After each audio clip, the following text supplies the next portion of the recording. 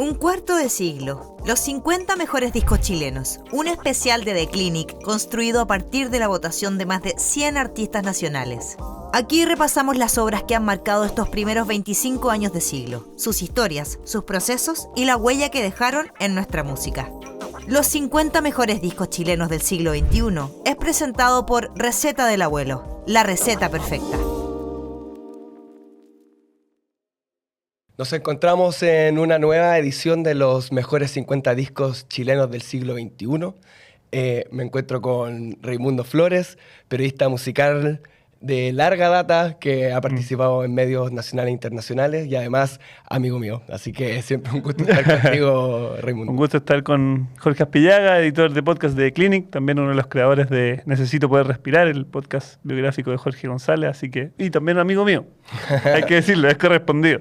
Y les damos las gracias a Receta del Abuelo por estar apoyándonos en este proyecto, en donde junto al equipo de The Clinic, con Génesis Muga y Pedro Díaz, estuvimos preguntándole a más de 100 artistas cuáles eran sus discos favoritos del 2000 al 2024. Y en esta edición vamos a estar revisando del puesto número 40 al 31. Les recuerdo que vamos a estar cada martes avanzando en esta lista hasta llegar a fin de mes, en donde se va a develar completamente. Así que, ¿te tinca si partimos, Raimundo? Vamos.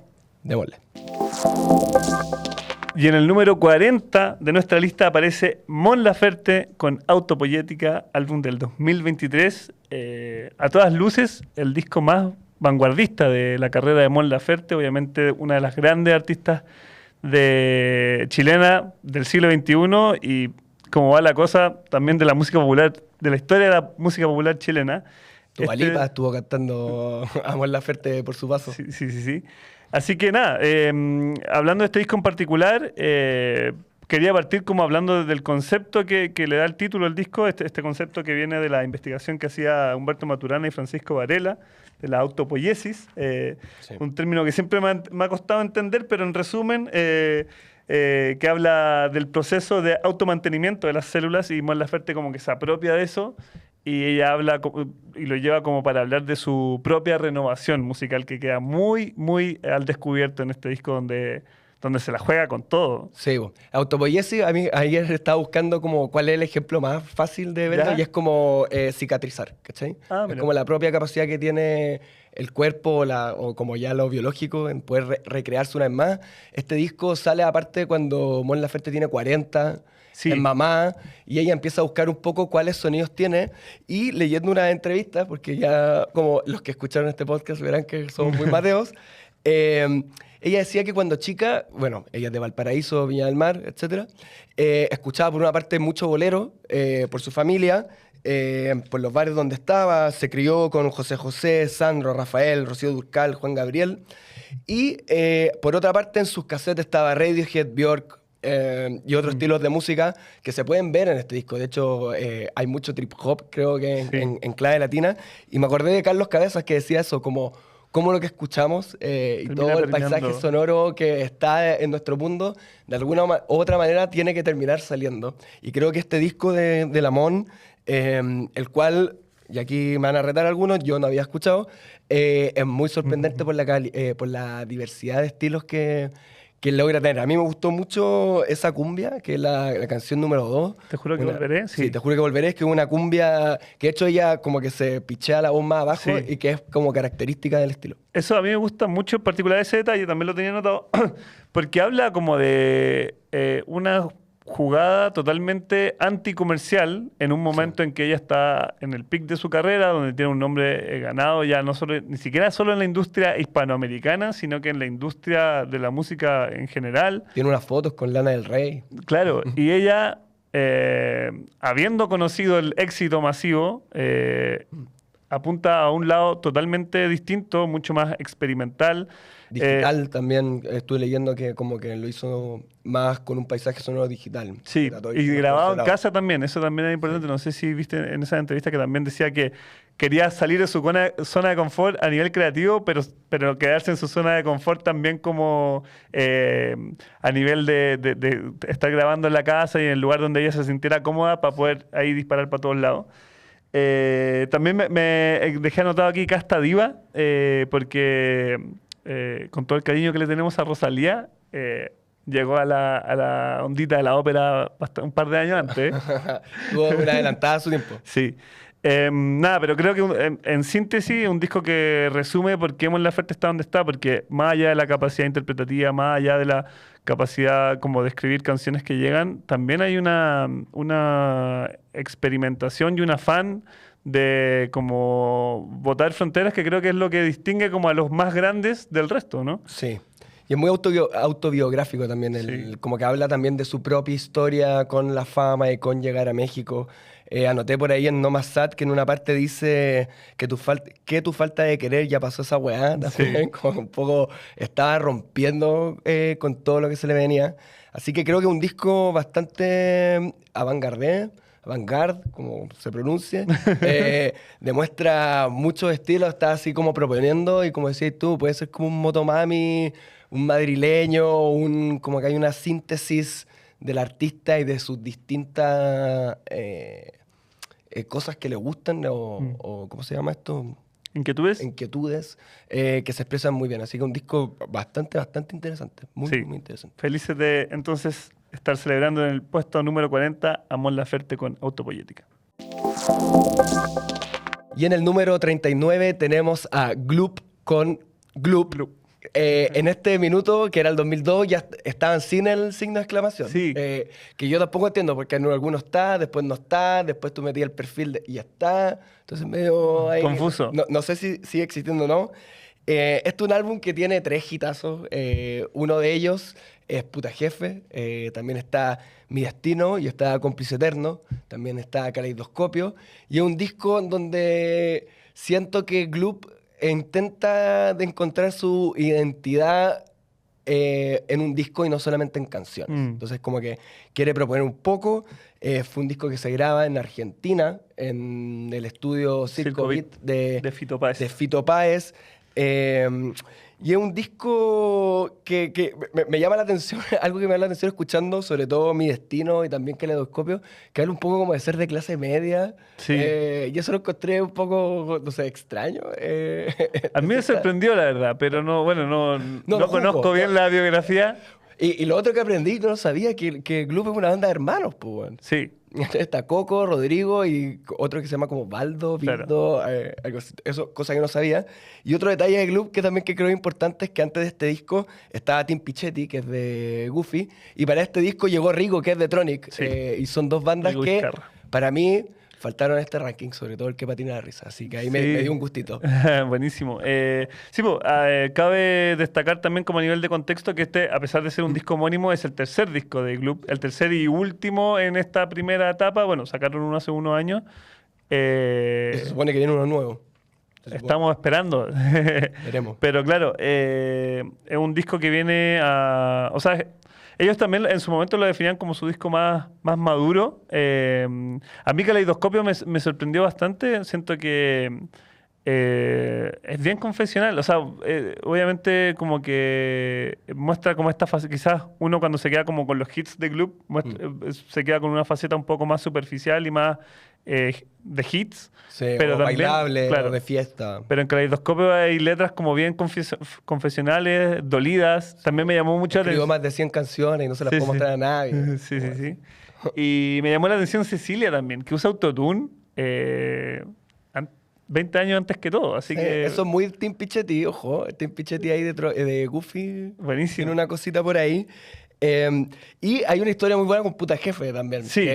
Cuento un poco, yo también escuché una entrevista del 2002 en Radioactiva y un poco en la entrevista aparte como, oye, vamos a poner esa canción, la canción que esa hoy, la que a todos les guste, pero no sé cómo se llama. Pero como que no la podían nombrar. No, y hablan como que ser cartucho y que no tiraban la canción con el nombre de que era, porque había como un rollo de todos los garabatos que usaba, y de hecho Coco ahí dice como era peor y tuvimos que... Sí, mira, yo creo que refleja muy bien, y eso es lo bonito de repasar la música a nivel contextual, que también nos refleja como sociedad. Habla mucho de lo cartucha que es la sociedad chilena. Aparte, la coincidencia divertida es que justo por esa época también estaba sonando Chipa Puta la Weá de Pettinelli. Entonces tenían a la gente más conservadora, quizás vuelta loca. Es una canción que surgió inspirada en la historia de un amigo de Stambuk, que al principio no iba a ser single, pero los integrantes de la banda se la jugaron, insistieron al sello, y el sello le gustaba la canción, pero tenía mucho miedo. Entonces lo que hicieron fue reunir a ejecutivos radiales de varias radios importantes de Chile y los juntaron en una reunión y les pusieron la canción. Les dijeron, ¿qué opinan? Y todos le dijeron, está difícil, pero es un temazo, así que denle para adelante. Realmente era otro Chile. Sí. Y lo que me llamó mucho la atención también, revisando la prensa, una nota de Lun que leí en ese momento, avivada por esta polémica de estas dos canciones, de Puta Jefe y Chipa Puta la Weá, donde entrevistan como fuente para que dé su opinión a Julio Martínez, que era como un emblema, obviamente, de lo correcto, de lo que... Y él dice que, bueno, que no le gustaban, que le dolían ambas canciones, porque él era muy respetuoso de un idioma tan hermoso como el que tenemos. Mira. Así que estuvo difícil ahí la carrera para Puta Jefe, pero terminó perdurando. Yo creo que igual está en el cancionero nacional. De hecho, hoy día unos cabros aquí de la oficina están cantando en la mañana. Y este disco dio la separación de Gloop. De hecho, encontré por ahí que Coco dice que él justo en esa época estaba produciendo a Goofy, estaba produciendo el disco número 2 de Supernova con Heine y que se está volviendo loco. Llegó a Chile, se enfermó, lo pasó pésimo, casi se muere, dijo. Y ahí les dice como que tiene que parar. Y además, justo en esa época se muere el baterista de Goofy, que también fue como bien fuerte para todos los integrantes y todos los amigos de ellos. Entonces ahí necesitaban parar y al final se truncó una carrera que se proyectaba para más disco y más internacional. Y para terminar esta sección de este disco de Gloop Gloop del 2002, tenemos a Coco Stambuk hablando un poco de qué era ser una banda pop. Claro. Yo creo que todas las bandas chilenas ocupan un lugar en la historia, sin duda, Gloop también. Creo que nosotros nos tocó vivir un momento en que nos atrevimos a ser quizás la primera banda de música pop chilena. Después hubieron muchos que siguieron muy buenos y todavía hay, y eso a nosotros nos da mucha alegría de alguna forma saber que quizás ocupamos ese lugar. Y es un lugar nada más, no significa eso, pero es la banda que representó y que inició la corriente de la música pop en Chile en su momento cuando era un poco más difícil, cuando daba un poco de miedo, por lo que hablábamos antes, la crítica y todo eso, y nosotros salimos adelante con eso y nos dio lo mismo y creamos un movimiento alrededor de nosotros que generó un estilo que después repercutió en otros proyectos. Entonces yo creo que, claro, Gloop ocupa ese lugar en la historia de Chile, la banda que innovó creando un estilo que después se transformó en el pop, con una formación rock más alternativa quizá en un comienzo y que después fue mutando, pero finalmente quizás la primera banda pop que hubo en Chile. No deja de ser cierto varias de las cosas que dice Coco Stambuk y también sabiendo o sea, como que respaldo lo que dice de lo difícil que era el contexto en ese momento para ellos. La crítica era muy dura con ellos, siempre estaban como haciendo notar quizás las influencias que tenía la banda. Entonces decían como, claro, el primer disco le copiaron a Blair, el segundo disco le copiaron a Manu Chao, este disco decían que a veces a ratos le copiaban a The Strokes. Eran bien duros con ellos y claro, y lo que hablábamos en el capítulo pasado, esto es una generación todavía donde el pop todavía estaba lleno de prejuicios, a diferencia de lo que pudieron hacer quizás más adelante otra generación, pero aquí hacer pop era ir como contracorriente a full. A full. Era Chile país de rockero. Claro. Bueno, pasemos al siguiente disco, de hecho, hablando de rock. Vamos. Y en el número 38 tenemos a Marca Chancho de Chancho en Piedra, que tiene varias canciones. Bueno, partiendo por la estética del álbum, la portada, Marca Chancho hace referencia a las cosas, un chilenismo de las cosas de mala calidad. Tiene una expresión que siento muy de la época. Este disco es del año 2000. No escucho hace mucho esa expresión, pero cuando uno era cabro chico se escuchaba bastante. La carátula y el diseño toman como referencia a la sopa Campbell de Andy Warhol y tiene estéticas muy pop. Encontramos temas. Yo encuentro que Lo Popora es una canción que a mí me encanta. Tenemos Eligiendo una Reina, que fue un temazo en su minuto y lo sigue siendo. Tenemos Historias de Amor y Condón, en donde ahí te tengo una anécdota divertida. Bueno, esa es una canción que es muy rockera, además, como muy hard rock. Yo me acuerdo de las primeras canciones que cuando aprendí a tocar guitarra sacamos por ahí. Y Cerati la inspiró. ¿cómo Cerati? ¿Cómo? Vas a decir tú. Pero Felipe Lavaca contaba que el bajista tuvo un sueño durante esa época entre el disco anterior, el de los Terrícolas y este, y tuvo un sueño en donde él paseaba por Cajón del Maipo, específicamente en la Cascada de las Ánimas, donde había grabado los demos de Ríndanse Terrícola, y cuando estaba ahí, de repente siente que escucha una tonada, ¿cachai? Como historias, y va cachando, y como que se mueve, y de repente ve a Cerati en una roca, como un elfo, y que estaba Cerati tocando historias de amor y condón. Historias de amor y condón. Perdón por el canto. Y que después él se despierta, así, llega y le dice a Cabezón, a su hermano, como...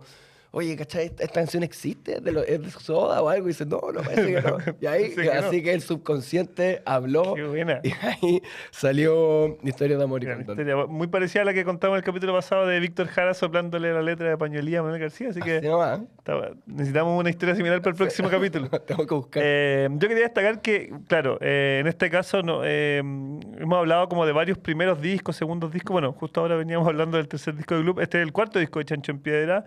Es un disco que ellos hicieron cuando ya tenían un nombre súper ganado en la escena nacional. De hecho, justo por ese entonces los tres se habían separado hace poco y de hecho había gente que los postulaba como el recambio de que ellos pudieran llegar a ser la gran banda nacional del rock chileno de esa década. Yo creo que se diversificó harto la cosa, pero obviamente ellos quedaron como uno de esos grandes nombres, de los nombres también muy convocantes, porque este disco se lanzó en el velódromo del Estadio Nacional ante 10.000 personas.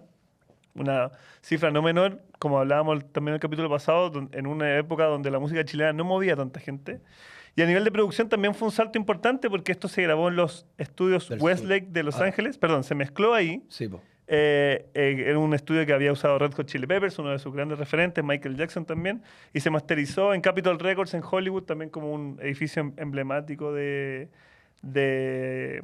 la música en general en Estados Unidos. Y a nivel de ventas también anduvo súper bien. Fue uno de los discos más vendidos de ese año, con 20.000 copias. Solo debajo de Gondwana, Alberto Plaza, Supernova y Joe Vasconcelos. Así nomás. Y el tributo a los prisioneros. Te cuento algo, otra cosa Dale. divertida. Para ese lanzamiento en el velódromo tenían fuegos artificiales, enseñaron también a hacer Chancho en Piedra. Y este disco tenía una particularidad de la época que vino con un juego digital junto en el disco. Lo leí. Y era un juego gratis. Demasiado 2000ero, ¿no? Sí, muy 2000ero, con patada en la raja, en donde tú tenías que elegir uno de los integrantes. Y viajaba primero a la prehistoria, después a la Edad Media y después al futuro.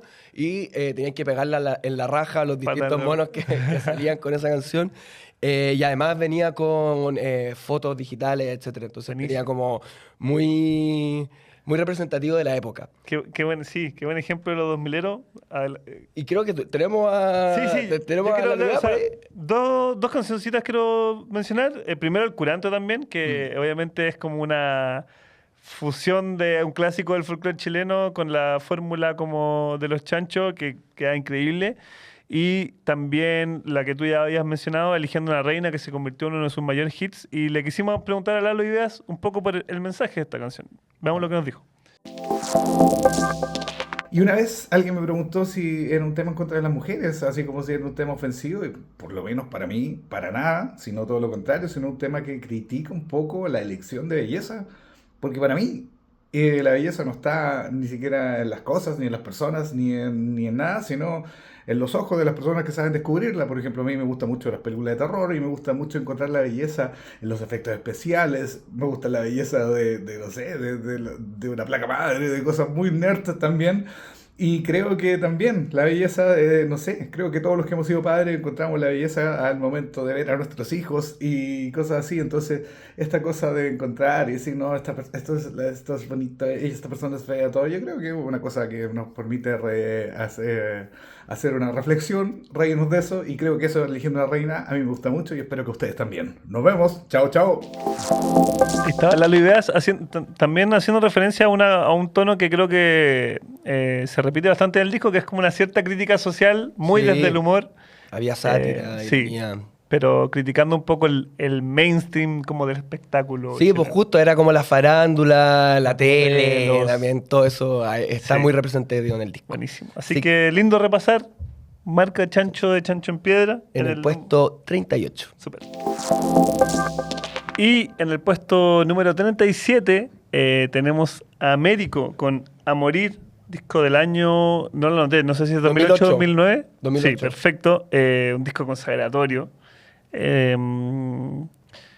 Y que tiene, bueno, mucha historia porque también Américo es un artista que tiene mucha historia, una historia de mucho esfuerzo desde el norte de Chile, donde es de estas personas que desde niños quisieron dedicarse a esto, quisieron y tuvieron que. Obviamente una pasión como acompañada de mucho, mucho esfuerzo y por eso también tiene un valor especial este disco que es un disco de una discografía que ya estaba muy avanzada de muchos proyectos, pero el disco consagratorio, él ya venía de un trabajo que hizo bastante ruido, que era el disco que tenía El Embrujo. Y tiene Traicionera. Sí, pero todavía estaba como en busca de algo que lo llevara un poco más lejos. Aparte, en el disco anterior había tenido algunos problemas legales con la gente que tenía el sello que editó el disco. Había terminado saliendo para atrás en una relación que había terminado mal laboralmente. Y este disco, bueno, tiene varias historias interesantes. Quería contar una antes, como de la previa. Américo ya había tenido estos grandes éxitos como versionando canciones peruanas. Y caminando en junio del año 2008 por el mercado de Tacna, escuchó una melodía que le llamó mucho la atención. Era Que levante la mano. Y fue donde la señora que vendía discos en la feria le dijo, ¿qué es esto? Ella le pasó el dato de la banda peruana que era, se compró el disco y dijo, esto lo tengo que grabar porque va a ser un exitazo. Así nomás. Oye, de hecho, justo después de este disco, la Asociación Peruana de Autores y Compositores lo distinguió ese año como el mejor intérprete extranjero en la difusión de obras de autores peruanos. Sí, eso también lo había leído y me pareció interesante porque también como que uno podría pensar que hay cierta rivalidad y es como, este chileno se está haciendo famoso con canciones peruanas y es todo lo contrario, hay como un sentimiento de agradecimiento por interpretar y revalorizar estas canciones. A mí me pasó una historia así personal, un viaje que hice así como medio mochilero a Ecuador en un año nuevo. Y yo, claro, sabía que Américo era muy famoso en Chile, pero no sabía que fuera. Y te juro que escuché sonar Américo esa noche muchísimas veces, muy sorprendente. Pensando que además fue un disco que grabó en un estudio casero en su casa que tenía en ese entonces en Puente Alto, y que terminó trayéndole réditos gigantes. Hubo un show de lanzamiento en el Teatro Teletón que fue súper importante porque, justo hablé hoy día más temprano con Melitón Vera, que es uno de los personas que trabajaba con él en ese tiempo, emblemático, y junto a Leo García también. Y me contó que ellos habían invertido 20 millones de pesos en ese show, que para el nivel que tenían en ese momento era mucho. Llevaron pantallas LED, hicieron un show así como de gran magnitud, y solo ganaron 7 millones, agotaron el show, pero claro, era un teatro de mediana capacidad, salieron para atrás con 13 millones, pero a ese show fueron los organizadores del Festival de Viña que terminaron fichándolo en una actuación que también, al igual que este disco, fue consagratoria y que también, ese show en el Teatro Teletón también terminó siendo un disco en vivo muy vendido también, al igual que este disco. Y también es interesante ese año, el 2008, lo que estaba pasando, volviendo al capítulo anterior, estaba la afrorrumba chilenera de Juana Fe, entonces teníamos por una parte como este movimiento de la nueva cumbia chilena, del Galpón Víctor Jara, Chico Trujillo, etcétera, pero también estaba la nueva movida tropical chilena, que La Noche, y Américo y otros cantantes. Entonces como que hubo un boom de la música tropical, cumbia. Por varios lados, claro. Por varios lados. Esto es más relacionado como a lo romántico. Sí, ¿no? de hecho él dice que con Traicionera, que es del disco anterior, él entiende como que hay el romanticismo y que puede con su entonación y la forma de su fraseo, llevar esas canciones como a otro plano. De hecho, como decías tú, se compró un buen computador nomás, tenía una tarjeta de sonido verde, un micrófono muy económico, y después ya vino como la conformación del equipo, un equipo más grande, y que lo llevó a esta carrera Américo, que lo tuvo hace poco celebrando, de hecho, los 15 años. Sí, pues eso quería decir también, que este disco fue reeditado con reversiones, con colaboraciones de distintos artistas, entre ellas una versión de Vicentico de Te Vas, o sea, bueno, Américo con Vicentico, que da, no sé, refleja bien también como lo lejos que ha llegado Américo y estas canciones que son increíbles. El tracklist son puras joyas. A mí me encanta Me enamoré de ti, y que esa es mi preferida de este disco, pero está lleno de clásicos. Así que en el puesto 37 estaba Américo a morir. Y sigue el ritmo, sigue el sabor, y en el número 36 tenemos a Amor entre sábanas de La Noche. Y para hablar de este discazo, tenemos nada más ni nada menos que a sus protagonistas, Gavichi por una parte y Alexítico. Así que hola, buenas tardes, buenas noches, muchachos, ¿cómo gracias. están? Muchas gracias por la invitación. Gracias por la invitación. Un honor para nosotros estar acá. Qué bueno. Pucha, el disco, como les digo, salió en el número 36. Fueron más de 100 colegas para ustedes los que votaron. Y para mí este disco en verdad es una bomba. Es una verdadera bomba. Parte con Que nadie se entere. Después te tiras El amor. Después te tira Lástima. Tenemos como La lluvia y Volar. Ella te fue infiel. Amor sobre 4 ruedas. Podemos seguir. Pero tiene por lo menos 5 singles y hasta 7. Y más, como hablamos. Y te quería preguntar, Alexítico, estuve viendo y tú sales que eres el productor, el ingeniero, que hiciste los arreglos. Sí, compusiste, compositor, sí, claro. O sea, ¿estabas realmente inspirado en esa época? ¿Qué pasó? La verdad es que, bueno, en ese tiempo era...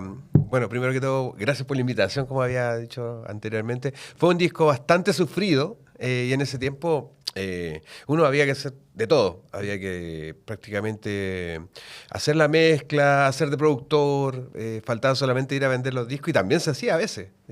Salir a vender los CD a la calle, que también lo hicimos. Fue un disco bastante sufrido, fue alrededor de 6 meses de producción.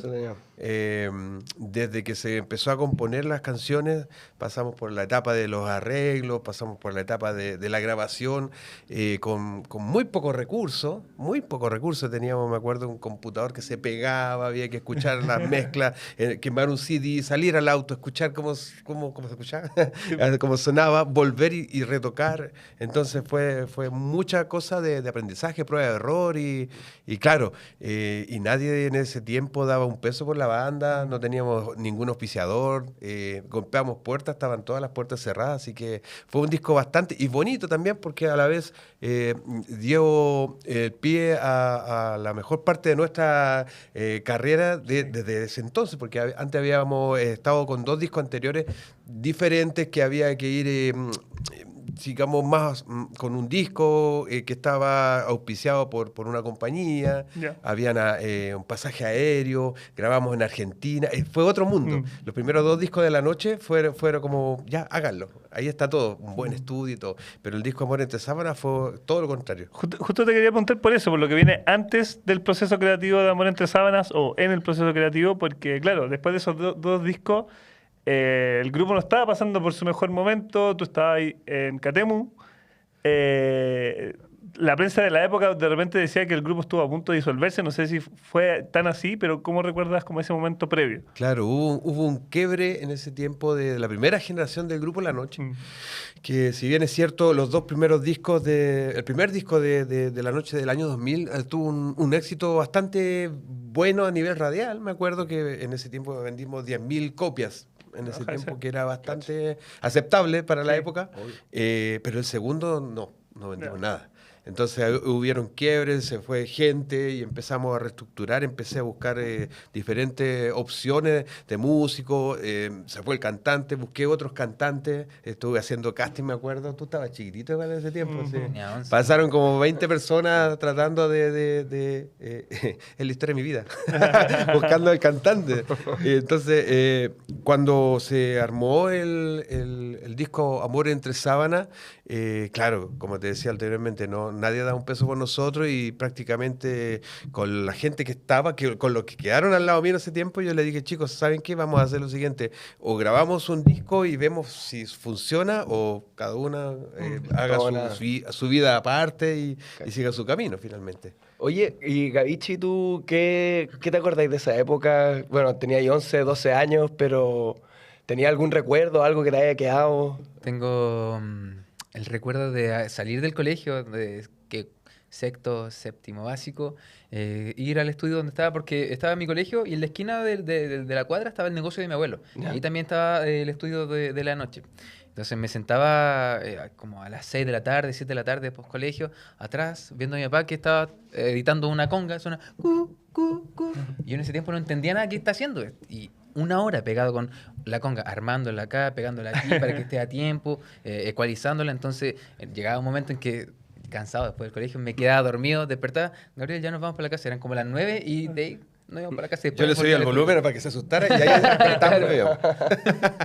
Sí, la verdad es que en ese tiempo no había la tecnología de ahora, que era ahora es mucho más fácil editar. En ese tiempo era manual. O sea, tú cortabas algo y tenías que ponerlo y tenías que afinar, pero aún, imagínate. ¿Y eres autodidacta? O sea, leí por ahí que eres músico de conservatorio. Claro, sí. Pero para la hora de grabar y hacer producción, eso... Como productor musical, no. Como productor, o sea, igual estudié ingeniería en sonido y todo eso, pero a la hora de empezar el rubro de producción musical en ese tiempo no existía ese título. Claro. O sea, uno se estaba encontrando con un computador, tenías que piratear los plugins, el Cubase en ese tiempo, que era una de las primeras plataformas DAW que existían.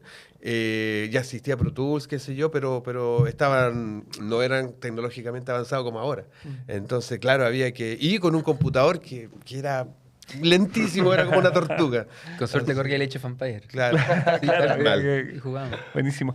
Obviamente vamos a profundizar más en la música de este disco, que es muy emblemática y que es lo esencial, pero antes te quería preguntar por otro detalle que también es súper icónico en este disco, que es la portada.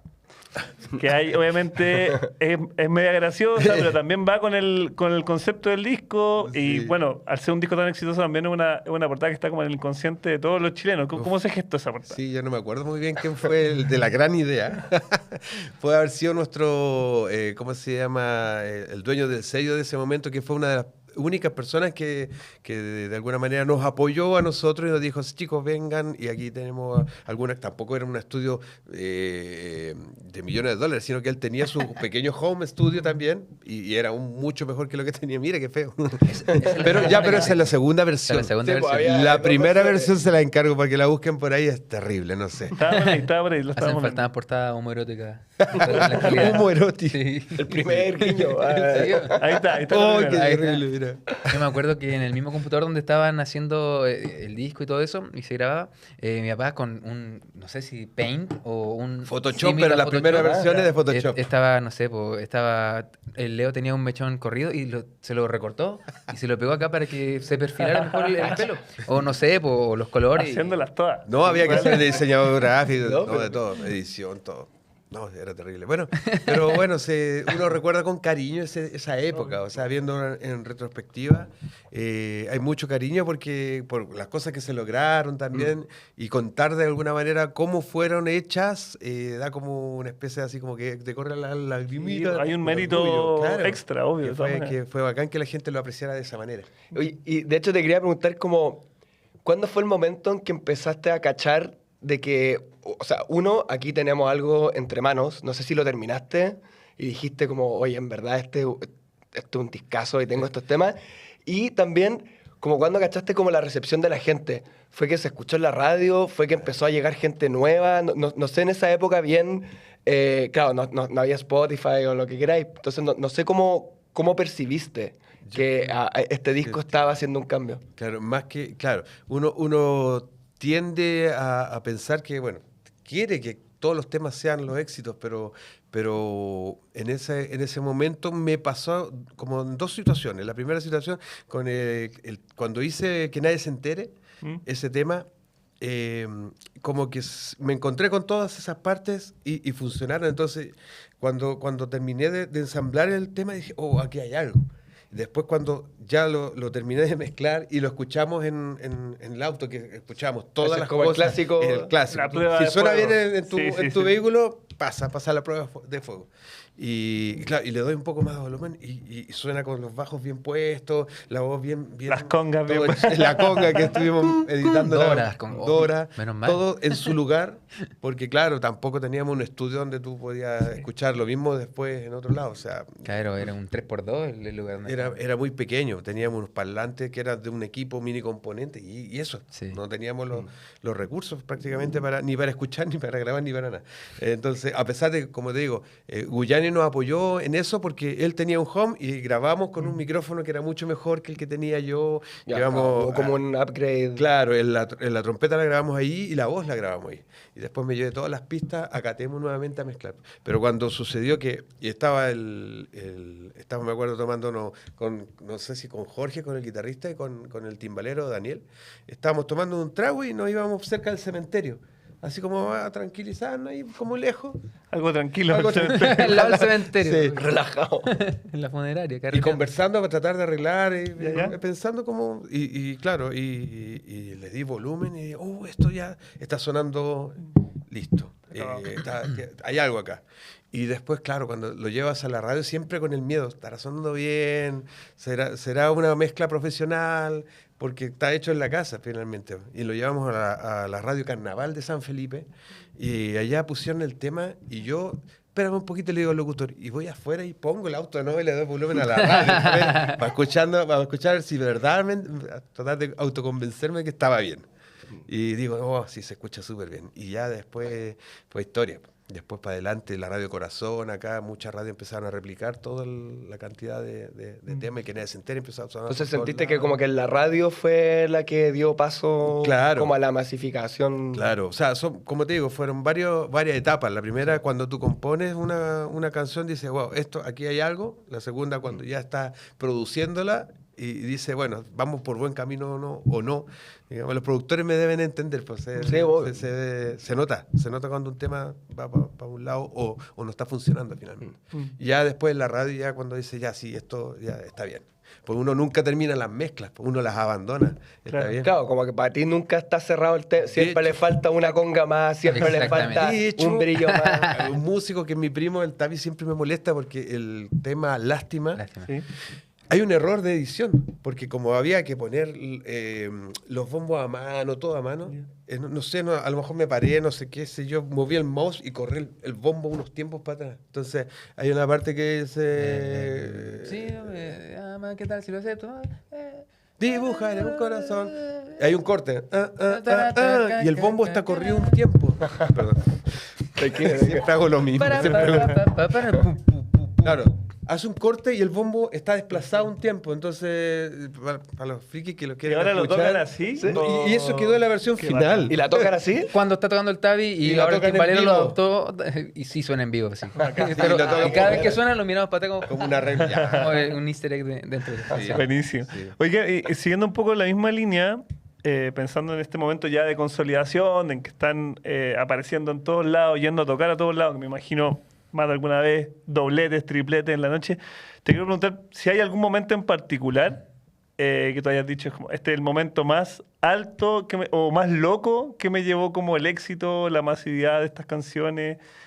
Pienso en conciertos en vivo, pienso en el reconocimiento de pares o de otro tipo de personas, alguna anécdota con algún fanático. ¿Cuál es ese momento que define así como... Sí, bueno, hay varios momentos súper icónicos para la banda y como para que uno diga, oh, sí, lo logramos y todo eso. Pero más allá de eso, es ir a tocar a lugares donde no es el Festival de Viña, no son lugares, sino lugares como recónditos donde tú vas y la gente te trata muy bien y te entregan, no sé, un galardón, ¿cachai? Con mucho esfuerzo. Eso como que se valora increíblemente mucho, porque lo otro, claro, de alguna manera cuando tienes el éxito, todo va va como una bolita de nieve, va creciendo y tú te vas dando cuenta, pero eso ya después pasa a ser como cotidiano, ¿cachai? Sin sonar soberbio ni nada, ¿cachai? Pero lo bacán es cuando tú vas a un lugar así, te entregan como la pera de oro, ¿cachai? En un lugar, por decirte algo.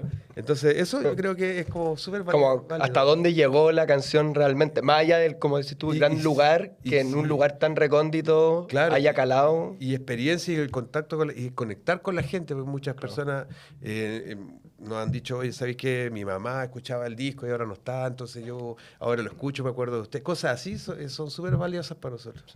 Oye, Gavichi, ¿tú cómo es tocar esas canciones ahora? ¿Qué veis de esa época? ¿O con qué te quedáis de esas canciones? ¿Qué creéis que la hacen especiales? Me imagino que siempre adaptarlas nuevamente debe haber algún proceso por ahí. Lo más especial de tocar las canciones de la noche es el recibimiento del público en el lugar que esté. En todos los lugares a los que vamos, la gente canta las canciones, disfruta mucho, se logra esa conexión que dice Alexítico. Y le digo papá, digo Donales. Donales. Claro, se siente mucho la conexión del público porque puede estar tocando en cualquier lugar de Chile y en todos los lugares van a estar cantando Quiero ser libre, que nadie se entere, Lástima, con la misma fuerza. Entonces yo de repente, como personalmente, estoy cantando esas canciones, me saco el audífono del retorno y solamente hago, no sé, una, otra y otra vez. Ya sabes. Yo un karaoke. Imagínate cuántos años han pasado de esas canciones, desde que se crearon esas canciones. Bueno, 20 años se cumplen el próximo año, así que ahí tienen motivo para sacar conciertos, para estar celebrando. Ahora, el 2025, celebramos los 25 aniversarios del Grupo La Noche. Imagínate, tanto tiempo las canciones de La Noche han estado sonando, ya están en el inconsciente colectivo de cada chileno. Entonces, es muy gratificante poder seguir escuchando esas canciones a ese nivel, con ese cariño. Perfecto. Yo quería recoger una cosa que habíamos estado hablando con Jorge antes, que de dónde viene el concepto un poco del disco Amor entre Sábanas, porque obviamente hace mucho sentido también con estas letras picaronas. ¿Viene el concepto antes o las canciones? Sí, claro. Bueno, tiene una historia y todo tiene una consecuencia, porque Amor entre Sábanas no podría haber existido si no hubiese existido la primera generación de La Noche. El primer disco que se llamaba Pasión Caliente, que también tenía letras que decían cosas. Pecho Caliente, yo no fui el primero. Claro, y ahí empecé también como compositor también. A iniciar los primeros pasos y en la prueba de error. Empecé a hacer, por ejemplo, Caricia y Besos, que es uno de los temas, o Señor Locutor, que es uno de los primeros temas. Después, segundo disco, también siguiendo como el aprendizaje y como que hubiese sido la graduación de esos 3 discos el 2006 con Amor entre Sábanas, porque como que me encontré en un momento que pude ser más equilibrado y que quedé un poquito más conforme con lo que estaba haciendo en cuanto a composición de trabajo y siempre el nicho que venía desde el primer disco. Entonces, claro, la gente que ubica desde ahí hacia adelante dice, oye, salieron con un estilo... No, esto ya venía de mucho antes, inclusive de antes de cuando yo tocaba con Garras de Amor en ese tiempo, 1997, 98, estábamos muy chicos y veía siempre que Carlito Rodríguez, el papá de los chicos de Garra, él componía y todo el rato estaba componiendo. Yo le decía, don Carlos, no, estoy haciendo un tema que dice como gotitas, y estaba haciendo gotitas de lluvia de Garra de Amor, por ejemplo. Entonces, yo me empapé de toda esa experiencia y dije, wow, si el hombre lo hace así, yo también. Entonces también uno tiene como referentes. Claro. ¿Sí? Caché, estuve leyendo que creo que hubo un viaje en Argentina en donde viste como la movida de allá. Claro. Y ahí te inspiraste para hacer La Noche. Con los chicos de Garra estuvimos 6 meses en Buenos Aires haciendo carrera, tratando de forjar la carrera de Garra en ese tiempo. Y claro, me empapé de todo lo que es la música en ese tiempo del año 2000, de todo lo que es la movida tropical full allá. Y programas de televisión y bandas increíbles que sonaban en ese tiempo, que eran, no sé, Ráfaga, Media Naranja, un montón, claro, La Nueva Luna, un montón de bandas que son de alguna manera también, o Trinidad también, que son influencias para el grupo La Noche.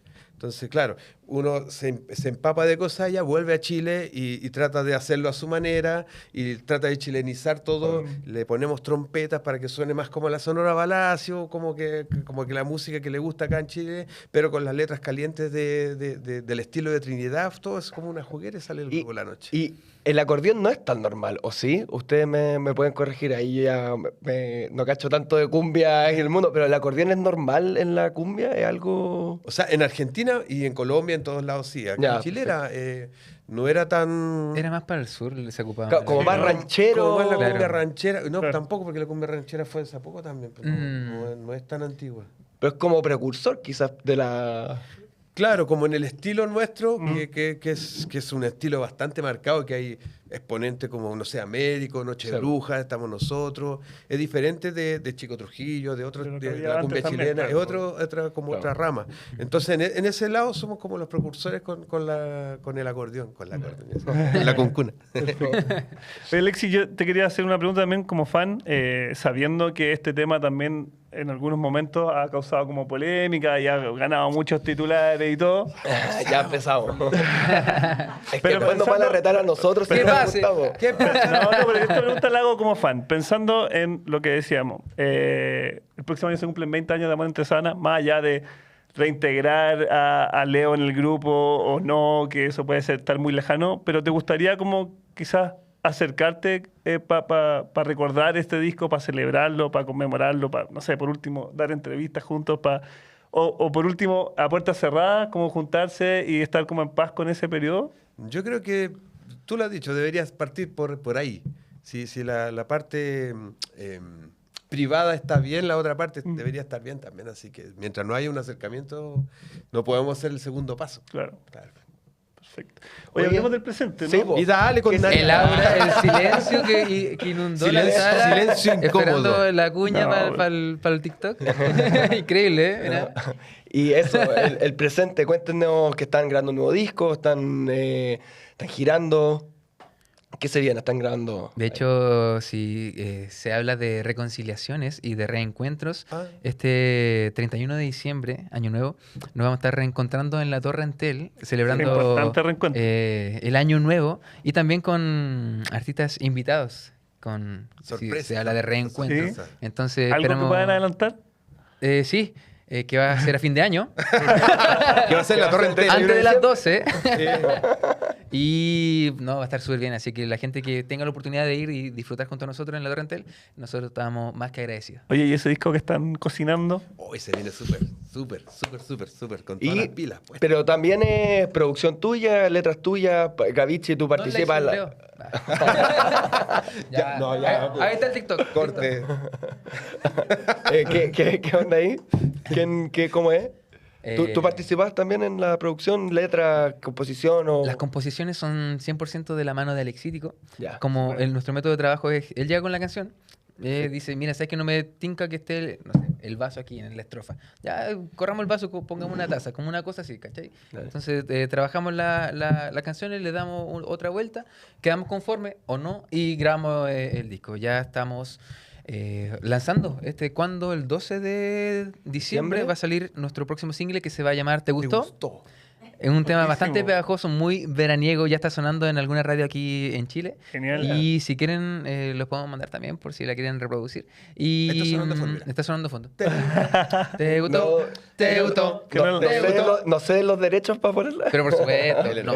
Listo, lo dijo. Que quede en cámara. Lo dijo en el programa. Después dije no. Oye, y Alexito, ¿qué te sigue inspirando ahora, por ejemplo? A diferencia de esa época, ¿o es cosas similares? ¿Tenía otro acercamiento? Bueno, la verdad es que como que yo funciono de la misma manera. A mí me cuentan alguna historia o converso con alguien, me cuenta alguna anécdota y yo me paso una película y después si no converso con nadie me paso la película solo. Converso conmigo mismo y digo, voy a hacer un tema de, no sé, algo. Ya. Y me gusta la idea de contar historias. Entonces, cuando no logro hacer eso en una canción, como que yo, el tema como no es muy bueno, se lo muestro a Gabriel y me dice, no, si está bueno el tema, hagámosle, y empezamos a discutirlo. Ya, pero la idea es esa, que contar una historia y que la gente se identifique con o la anécdota o lo que le haya pasado, no sé si le pasó a un amor sobre 4 ruedas, no tengo idea. Y si eso llama la atención y se hace el contacto con la gente, ya para mí es un éxito. Perfecto. Bueno, y así Se nos pasó terminamos volando. esta entrevista. Podríamos haber estado mucho más Y volar rato. y volar. Pero en el número 36 estaba Amor entre sábanas de la noche. Oye, muchas gracias Gavichi y Alexito por estar hablando de ese disco y sobre los nuevos planes que tienen y que escuchen la nueva canción que va a salir un poquito después de este estreno de este podcast. Muchas gracias a ustedes por la consideración. De verdad, se valora mucho el reconocimiento de los pares y también con este género que está bien olvidado en Chile últimamente, porque sí o sí la primera canción que se escucha en Chile en Año Nuevo es una cumbia, entonces hay que darle más valor a lo que es la música tropical chilena, más valor a lo que es las composiciones nacionales de todo artista chileno que está esforzándose por salir a flote en este rubro que es bastante difícil, más aún con el general del chileno que es bastante chaquetero, onda. Si, no sé, voy a dar el mensaje, si tú tienes un amigo que está trabajando en algún área del arte, de la música, de cualquier cosa, apóyelo, no cuesta nada reproducir, hay que sacar adelante lo que es todo este producto nacional, así que, bueno, ¿algunas palabras de agradecimiento? Sí, tengo 55 segundos, 54, 53, 52. Nada, agradecer, muchas gracias, lo pasamos increíble. Y claro, como dice Gavichi, gracias por el aporte de conversar de música y no de farándula. Claro que se tocó un poquito de farándula. Es que hacía falta el TikTok ahí. Para engancharte, pero estamos hablando de música. Sí, se agradece mucho. Se agradece mucho porque, claro, uno le hace recordar en esos momentos y se pone un poquito más feliz. No, ya está viejito. Melancolía acá. No, muchísimas gracias a ustedes. Feliz de celebrar este discazo y la trayectoria de la noche. Así que muchas gracias. Sigue el ritmo, sigue el sabor. Vamos con otro disco junto a Raimundo Flores. ¿Y te lo dice? La noche. Seguimos junto a Raimundo Flores revisando los 50 mejores discos chilenos del siglo XXI, elegidos por más de 100 artistas de esta tierra. Y todos estos discos son discos que encontraron la receta perfecta, al igual que la receta del abuelo. Y nada, qué mejor que estar hablando de música con un amigo, buena comida. Sí, exactamente lo que queremos replicar, esta conversación que estamos teniendo aquí con Ricardo Picoteo. La idea, como dijimos también siempre, esta no es una lista definitiva. Totalmente. Queremos que la debatan, la compartan, la critiquen, la celebren, digan quiénes les gustaría haber visto. Así que seguimos aquí viendo esta lista en el puesto número 35, perdón. Creo no, yo, 36. Ah, 35. Creo yo una de las mayores sorpresas de esta lista. No, aquí me mataste a mí. Aquí que esta es la gran sorpresa para mí de este capítulo. El Mala Mía con drama. ¿Quién es el Mala Mía? Quizás se preguntan algunos. Un artista chileno de menos de 30 años. Este disco lo lanzó cuando tenía 28, si no me equivoco. Drama, su disco debut. Un debut, como esos debuts, claro, es como su salida al mundo, pero él llevaba haciendo música desde hace mucho tiempo, venía trabajando en distintos proyectos como músico, fue asistente mucho tiempo en los estudios Triana. Donde grabó este disco en parte, claro, creo. sí. Ahí se nutrió de muchas cosas, él también viene de una familia musical, es hijo de Kinética. Sí, y yo leí que su abuelo era Claudio Pajarito Araya, de quien hablamos mucho el capítulo pasado a raíz de Congreso y la Loca Sin Zapatos. Así que nada, ahí había algo gestándose. Él cuenta varias historias por ahí he recopilado historias. Primero, que a los 6 años escribió su primera canción, una canción que le escribió a su mamá y que unos amigos músicos de su mamá le ayudaron a grabarla. O sea, no fue un regalo cualquiera. No es la canción que hacíamos nosotros, sino que tuvo mayor nivel de producción. Y esto mismo también que cuenta como sobre la gestación de Drama, que fue un disco que estaba en pandemia, aprovechando las instalaciones que podía usar en Estudios Triana y que vivía cerca. Entonces parece que por ahí... Sí, no, y de hecho ahí viene el nombre, porque estuve leyendo que él mientras trabajaba y aprendía y se equivocaba, decía mucho la palabra perdón y mala mía. Entonces ahí quedó el mala mía. Perfecto, buenísimo. En la previa también había tenido un grupo que se llamaba Mangoré, que también alcanzó a tener bastante presencia en la escena. Tocó en Lollapalooza, ¿no? Leí por ahí que en Lollapalooza 2014. Telonera Chancho en Piedra, eso vi yo en algún concierto importante. Y hablando así propiamente tal del disco, es un disco bastante inclasificable. Post-pop, leí. Post-pop, sí, es que no me gustan esas etiquetas post. Pero es real que es post-pop. Eso leí por ahí. Sí, está bien, bueno. cada uno que se haga su idea. Pero es un disco como que viene a la vanguardia, un disco que se llama Drama también porque hay bastante como dramatismo en la forma en que cuenta su habla, experiencia. sí, habla bastante de amor, de desamor, y también siento que su forma de interpretar es como muy enérgica y como que potencia esto.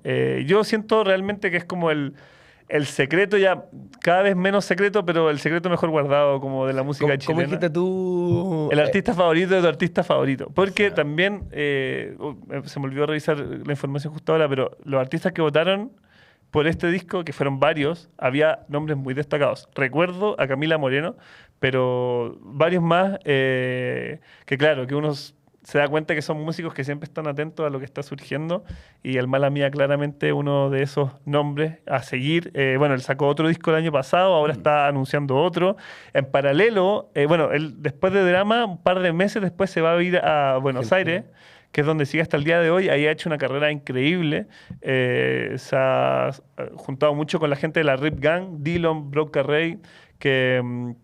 bueno, ha estado tocando con ellos, produciendo para ellos. Antes había tocado con Alex Banter, con Facuta. En verdad está en todos lados. Ya era hora de empezar a como relevarlo y empezar a verlo. Ahora mismo, de hecho, estábamos hablando con él para que pudiera mandar un video, pero está en España, trabajando con otros artistas también. Así que eso, no pudo mandarnos el video porque justo volaba hoy día a Buenos Aires. Pero claro, destacar a este nombre que... Nuevas voces, nuevas caras. Me gustó su video a Spotify. Chileno God. Buenísimo. Así que nada, recomendadísimo este disco. Sí. Drama del Mala Mía. También el disco que sacó el año pasado está increíble. Así que nada, felices de también como poder poner nombres más nuevos en este listado de los 50 mejores discos chilenos del siglo XXI. Y en el número 34, Verdades, La Voz de la Avenida, Jonás Sánchez. Y aquí, amigo, el rapero eres tú, así que te entrego la pelota porque yo de rap, poquito. Me gusta, que lo quería decir al principio de este capítulo, me gustan mucho los discos que estamos mencionando porque creo que da cuenta de lo variado del listado que... Sobre todo este tramo. Sí. Venimos a hablar de un artista nuevo como el Mala Mía y ahora también creo que haciendo justicia con un género que en Chile ha movido a mucha gente desde hace muchos años. Y verdad, La Voz de la Avenida, un disco que marcó el rap de la segunda de los 2010s, no sé si se dice así, pero bueno, este disco debut de Jonás Sánchez, un disco que era muy esperado en la escena chilena de aquel momento y que él se demoró mucho en sacar. Bueno, de hecho él cuenta que como que él como que había un poco votado la idea y de sacarlo. En el mismo disco se habla eso, como de las dudas, de la perseverancia. Es autobiográfico igual. Muy autobiográfico. Hay un interludio muy bueno donde que él graba una conversación con su abuela Yolanda, donde la abuela como que lo reta un poco, le tira la oreja, le dice como, dale, oye, tú eres bueno para esto, tenés que ponerle empeño, tenés que ponerle metas, tenés que sacar el disco. Y le empieza a preguntar, ¿cuándo vas a sacar el disco? ¿Cuándo vas a sacar el disco? Bueno, y él cuenta que la gran razón que lo motivó a sacar este disco fue que nació su hijo. Y en el fondo es un disco que habla mucho de supervivencia. Ese era el contexto y creo que por eso mismo es como tan sincero, ha sido tan alabado, porque hay una energía ahí que creo que no se puede imitar ni comprar en ningún lado. Hay un meme en el tweet del rapero que me gusta mucho, que es como, o sea, es una frase más que un meme, que es como, cuando alguien rapea muy bien, dicen, está rapeando como si tuviera que pagar las cuentas. Y creo que este es el mejor ejemplo de eso. Hablamos un poquito de eso con Jonás Sánchez, que nos habló como un poquito de este contexto bien difícil en el que se gestó Verdad en La Voz de la Avenida. Fue un momento súper adverso, lleno de todo en contra, sin nada que perder. Estando abajo solamente se puede ir para arriba. Entonces, lo que impulsó el proyecto fue el hambre, que trato de mantener hasta el sol de hoy, y lo genuino del disco en sí, per se, es netamente que es una explosión sin pensar en nada, o sea, sin pensar en que guste, sin pensar en que vaya a estar en una lista como esta después de casi 14 años, 13 años de salir. Entonces el proceso creativo fue básicamente una improvisación acorde a lo que pude hacer con lo que pude obtener para crearlo. Es momentos agrupados en un mismo momento. Ahí estaba Jonas Sánchez hablando sobre... Verdad es la voz de la avenida. Sí. Bueno, un disco que tengo aquí en físico. Ahí dice. No, ahí más arriba. sí. Ahí va. Un disco muy definitorio de... Ahí está. Mira, yo sé que es icónico esa portada y todo. Sí. Sin ser rapero, pero lo sé. Y Está estaba en mi- leyendo que fue muy criticada cuando salió. Le dijeron como, "Ay, como está mal hecha, así como que salí hecho mierda". Y él decía como, bueno, es lo que quiero representar, ¿cachai? Bueno, un disco donde Macro D y Justin Ritmos también como que toman gran parte del protagonismo en la producción. Es una época también muy bonita del rap chileno, donde, no sé, estos discos siempre cuando salían se vendían ahí a las afueras del Metro Salvador. Eso, y tengo un dato muy bueno, que justo después de que Jonas Sánchez saca este disco, Sí. el DJ que empieza a trabajar con él es Tomás Alzamora. 4D. 4D, el director del momento, el director de Denominación de Origen, que tiene un pasado súper duper rapero. Y eso, era Sí. el DJ de Jonas Sánchez. Estuve cachando que hay un documental, creo que, Sí. de Jonas Sánchez, y que él mismo dice que después de este disco empecé a cometer errores, cebarme, hacerme zancadillas. Eso repercutió en que la gente se empezó a aburrir de mí. La fama lo desconcentró un poco, se preocupó mucho del qué dirán, fue fuerte. Complementa en la pieza audiovisual Tomás 4D Alzamora. Increíble. Bueno, después demoró mucho tiempo en sacar su disco siguiente, que era 27, también muy esperado. Y lo último que quería destacar de este disco es la canción Días Grises, que tiene una colaboración con CAS y Yaero, de la que es en FAM, que tenemos, creo que Un el disco disquito por ahí atrás. haciendo escenografía. Lo que fue un cruce como de estilo súper grande. Obviamente, si uno escucha este disco, es súper rapero, a pesar de que Jonas Sánchez igual de repente mete algo medio melódico, que también es súper llamativo. Yeah. Pero es un disco súper rapero. Pero también, al mismo tiempo, se estaba juntando con la gente que estaba en la vanguardia, que era muy criticada. En ese tiempo, CAS y la que es en FAM eran como vistos por muchos como unos vendidos, que hacían como cosas, hacían trap, hacían cosas más gringas.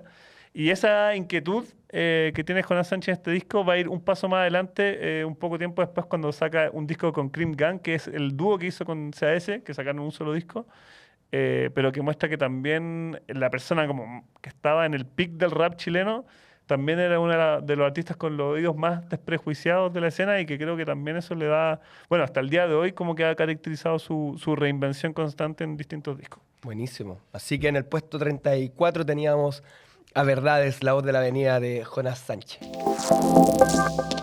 Y en el puesto número 33 tenemos a una de las bandas favoritas de Lionel Messi, para los que no sabían, Gondwana con Alabanza. Que tiene un... Hay que decirlo. Nosotros la primera vez que nos juntamos a hablar de este proyecto pensábamos en títulos que tenían que sí o sí ser relevados por este especial.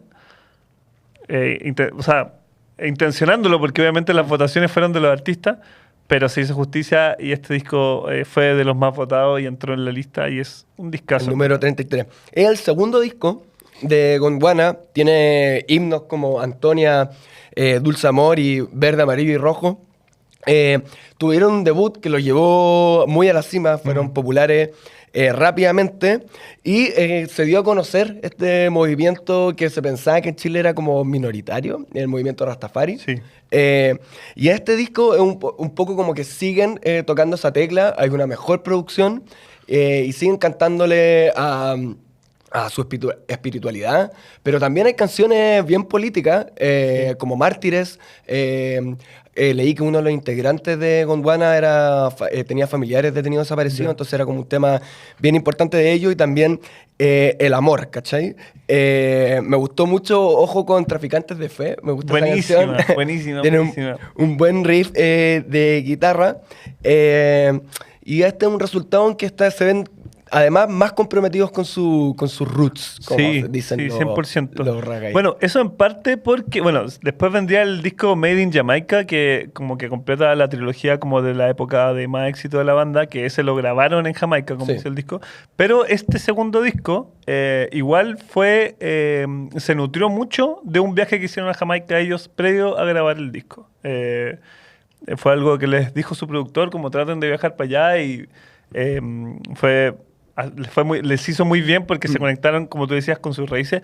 Quiero destacar igual que, claro, si bien el éxito de estos discos fue como súper rápido y súper explosivo, Gondwana se habían formado en 1987, hace mucho tiempo. O sea, 10 años después tienen éxito. Claro. Y de hecho, el grupo, así la idea original del grupo surge en 1984, cuando Ilox, el fundador de Gondwana, ve a The Police en Viña del Mar y dice, yo tengo que hacer un grupo de reggae. Ahí se empezó a tocar en su barrio, en La Pincoya. Bueno, con el tiempo ahí siempre contaba las dificultades que había tenido porque los vecinos les tiraban piedras cuando se ponían a ensayar. Finalmente, unos años después ya se forman como Gondwana, pero la pelearon mucho tiempo. Él vendía artesanía ahí en Antonia López de Bello, afuera del que después sería el Jamming Club, que él sería el dueño de Jamming. ¿Jamming alguna vez? Yo nunca he ido. Siempre he querido ir y nunca he ido. Y ahora abrió hace poco, paso el dato, reabrió porque había estado cerrado unos meses y está con una cartelera ahí bien de lujo, por lo que conversaba con Ilox. Este disco, además, los llevó al Festival de Viña el 2001, pero, dato curioso, el 2000 ellos ya habían estado como invitados de, adivina quién, Pablo Herrera. De Pablo Herrera. Pablo Herrera. Cáchate, ¿no? Bueno, que a Pablo Herrera igual tiene unos videos que salen medio voladito y todo. Entonces puede ser que el reggae le gustara. Oye, bueno, quería quedarme con lo que decías tú, porque hablamos con Ilox sobre eso, obviamente es muy sorprendente, visto con la perspectiva del tiempo, que un fenómeno que podría ser como muy de nicho, que representa una cultura muy específica, haya sido tan masivo, y le preguntamos a Ilox por qué cree que se produjo eso. Bueno, Chile tenía una necesidad de expresar ciertas cosas que estaban muy guardadas, ¿cierto? Por tantos años reprimidas. Entonces yo creo que el reggae vino a ser como un canal muy importante para comunicar toda esa cantidad de cosas guardadas por mucho tiempo y que no se decían. Y el canto de la música reggae era un canto de libertad, de igualdad, de derechos. Por lo tanto, no costó posicionarse tanto en Chile y fue una experiencia muy gratificante para nosotros ser los voceros de todo ese mensaje que venía desde los guetos de Jamaica a los guetos de Chile y de ahí a todo el mundo. Estaba Ilox, fundador de Gondwana. Igual... claro, a pesar de lo que él dice y lo que nosotros comentábamos, de que fue un fenómeno muy grande, muy masivo, vendieron más de 50.000 copias con este disco, igual siento que era una rareza, ¿no? Justo revisando la prensa de la época, por ejemplo, en la previa del Festival de Viña, les preguntaban, ¿y tienen considerado fumar marihuana sobre el escenario? Y él decía como, no, obvio que no, como que no. No sé, no funciona. Vamos a tocar así. música, claro, como. Así que muy curioso, pero no sé, siento que, como decíamos al principio, esta le hace justicia a una de las grandes bandas de la música chilena. Es que yo estaba pensando, como hay pocas bandas que tienen tantos hits coreables, cantables, que están en el inconsciente colectivo, son demasiados. Lo que tú mismo decías, Messi, bueno, en Argentina mucha gente piensa que son argentinos. Sí. No, en verdad es de lo mejor que tenemos en la música chilena, así que felices de estar celebrando alabanza. En el número 33. De Gondwana. Y en el puesto número 32 ya estamos llegando al final de esta lista de los 50 mejores discos chilenos del siglo XXI que encontraron... de este capítulo. De este capítulo, sí, no de esta lista. De estos discos que encontraron la receta perfecta, al igual que la receta del abuelo. Perfecta. Y en el puesto 32 tenemos el MTV Unplugged de La Ley, un MTV Unplugged que recordadísimo, sobre todo por esa versión del Duelo junto a Eli Guerra, que también una canción que cantó Mon Laferte, o sea, perdón, Dua Lipa, además, en su concierto acá en Chile. Y este es un disco bastante importante porque la vara... Paréntesis, hubiera sido bonito que este capítulo hubiera salido antes que Dua Lipa en Chile. Sí. Entonces hubiéramos podido fantasear con que Dua Lipa escuchó el capítulo y eligió sus canciones favoritas. Para aprender español, Claro. para aprender de Chile. Y hay que recordar que la vara del Unplugged era el de los tres, que el MTV Unplugged de los tres fue una locura en venta, marcó mucho. Dato curioso, a La Ley le ofrecieron hacer una MTV Unplugged antes que a La Ley, que a los tres, pero sintieron que no estaban preparados. Cáchate. Así que abren el milenio con este disco que tiene una gran particularidad de que la banda recurrió a una curandera mapuche para que el concierto fuera sin contratiempos, como que no querían malas vibras, mala mía.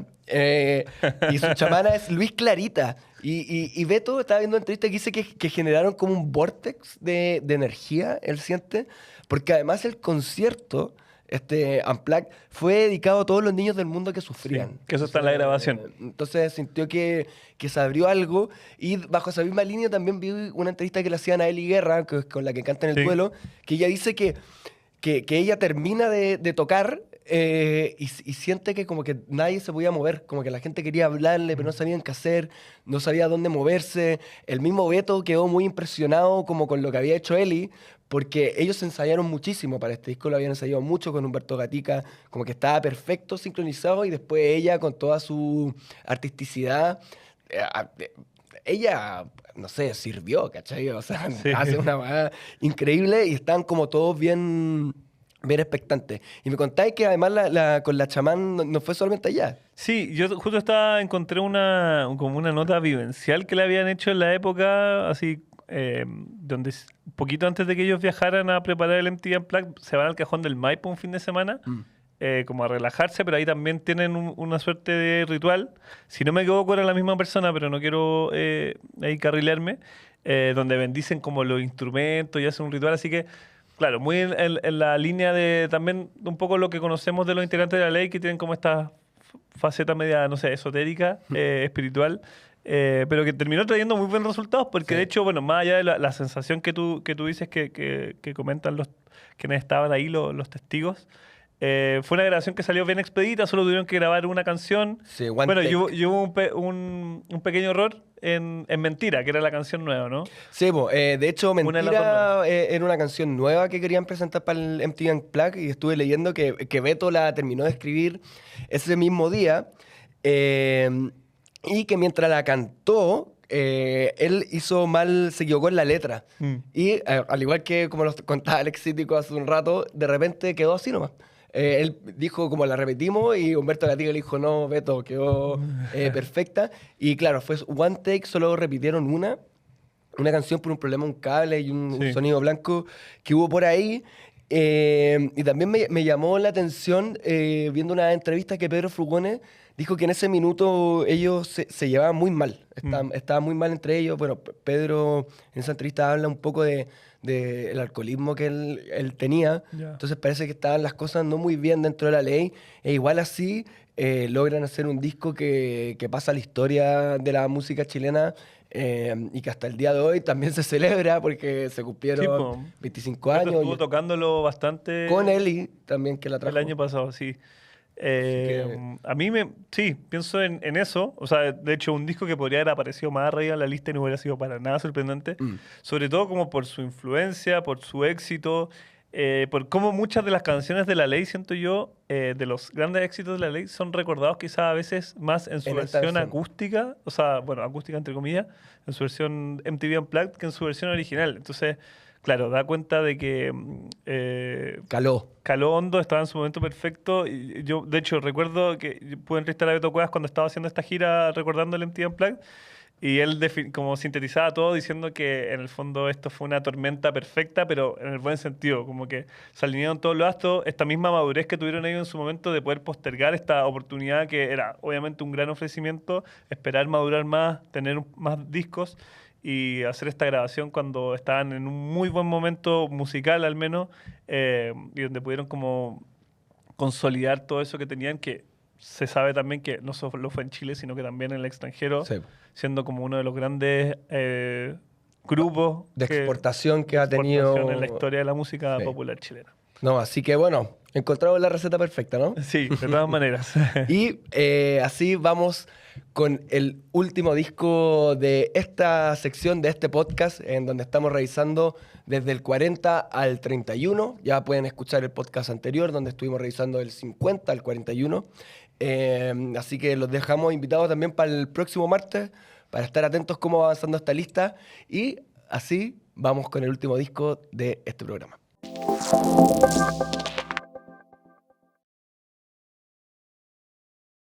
Y cerrando este capítulo, en el puesto número 31 tenemos un disco muy importante, especial además, Francisca Valenzuela con su debut Muérdete la lengua del año 2007. Siempre es interesante hablar de los debuts porque la otra vez, como decíamos, los segundos discos tienen ese desafío como de superar o de tener un punto de comparación. El debut tiene el desafío de que es como... es tu carta de presentación al mundo. Francisca Valenzuela, los que conocen un poco más su historia, igual tenía este pasado como de ser una niña un poco prodigio. Claro, como escribía poesía. Escribía, había publicado libros. Bueno, también tiene padres académicos, que me imagino que el ambiente ahí de la casa debe haber sido como súper estimulante. Ella vivió en Estados Unidos también gran parte de su infancia. Y este disco lo lanza con 20 años y es increíble. O sea, increíble pensar como la madurez de muchas de las canciones, lo hondo que calaron también como a nivel de inconsciente colectivo, siento, porque hay hits tenemos como Peces, Dulce, Muerde de la lengua, Dulce, Afortunada, Muletas, Segunda Esta noche. Vuelta. Sí, no, increíble. Así que, nada, me gusta pensarlo también como esta carta de presentación de una Francisca Valenzuela que hace mucho sentido. O sea, uno sabiendo en quién se ha convertido Francisca Valenzuela y mirando para atrás es como... O sea, también es súper válido si es que alguien quiere romper con eso y reinventarse, como hemos hablado en otros casos. Como Mon, por ejemplo. Y sonoramente Francisca Valenzuela sí lo ha hecho, pero a nivel como de personalidad, de espíritu, es como que se puede trazar una línea bastante clara y eso es súper interesante. Pienso sobre todo en el trabajo que ha hecho ella con Ruidosa, en cómo obviamente se ha defendido el lugar de las mujeres en la industria, lo ha potenciado, se ha potenciado obviamente como, se ha posicionado, digo, como un referente del feminismo a nivel como musical en la música de Chile, y había inquietudes de eso en este disco. Sí, bueno, y de hecho, hablando con tu señora, Paula, ella nos contaba que para ella en su momento también fue súper importante, pues, como tener un referente femenino, joven, que cantara canciones como que le hicieran sentido, y era como de las primeras de decir como, bueno, puedo ser como, existe algo chileno y un referente. Claro, para canciones ella. como desde una perspectiva femenina, pero sin como encajar en este rol de género como sumiso o dulce, como ella misma lo dice en la canción. Son canciones compuestas entre el 2000 y el 2007, o sea, son canciones que compuso en el colegio. Dato, Peces la escribió en octavo básico y fue la primera canción que escribió Octavo en español. básico, o sea, de 14 años. Escribió en octavo básico, no tenía idea de nada. Y el disco fue producido por Mauricio Durán y Francisco Durán, que son miembros hasta hoy de los Bunkers. Y el disco muestra como un poco también las facetas que después la misma Francisca Valenzuela fue explorando. Está el pop rock por una parte, como bien cantautora, con su guitarra, pero también están las canciones con el intérprete de pop pianista, que tiene mucho que ver con esa ola como Alanis Morissette, Tori Amos, bueno, Fiona Apple, que siento que es un referente que constantemente se le recuerda a Francisca Valenzuela. Así que para la edad que tenía, para el momento en que salió, creo que sin duda es un disco que se nota que marcó mucho. ¿Cachai? Como habiendo salido el 2007, cómo marcó, y que esté en el puesto 31, creo que dice harto por sí solo. Sí, yo también creo que esta misma aparición en este lugar de la lista también habla de su influencia. Sí, siento, también, no sé, es verdad, éramos más chicos y no quiero como quizá uno no tiene tan buena memoria, pero siento que quizás no había tantos referentes femeninos, así lo que hablábamos antes hace un rato. De hecho, como que leía entrevistas como de la época y claro, a ella le preguntaron un poco como si era como esta mujer como amargada o como... O sea, no sé si se lo preguntaban en mala, no creo, pero sí como que ella daba desde muy chica esta impresión de mujer ruidosa al final. Mujer empoderada, ruidosa, que terminó siendo lo que hoy conocemos y que también, claro, influyendo y aportando un montón a la música, no solo desde su propia producción discográfica, que ha seguido creciendo y tiene muy buenos discos, pero sino también de lo que ha hecho como gestora, como movilizadora, como comunicadora también. Claro, cara visible de la música chilena, y no hay que minimizar ese aporte que ha sido sin duda tremendo. Increíble. Así que con ese disco de Francisca Valenzuela, Muérdete la Lengua, del año 2007, que está en el puesto número 31, terminamos este segundo capítulo de los 50 mejores discos chilenos del siglo XXI, del 2000 al 2024, elegidos por más de 100 artistas chilenos. No fueron elegidos por nosotros, por si acaso. Así que muchas gracias, Raimundo, por estar Jorge. una vez Un más gustazo. aquí conversando. Nos vemos la próxima semana con más invitados, con más cuñas, con más música chilena, con más géneros, con más estilos y también con más receta del abuelo. Un cuarto de siglo. Los 50 mejores discos chilenos. Un especial de The Clinic construido a partir de la votación de más de 100 artistas nacionales. Aquí repasamos las obras que han marcado estos primeros 25 años de siglo, sus historias, sus procesos y la huella que dejaron en nuestra música. Los 50 mejores discos chilenos del siglo XXI es presentado por Receta del Abuelo, la receta perfecta.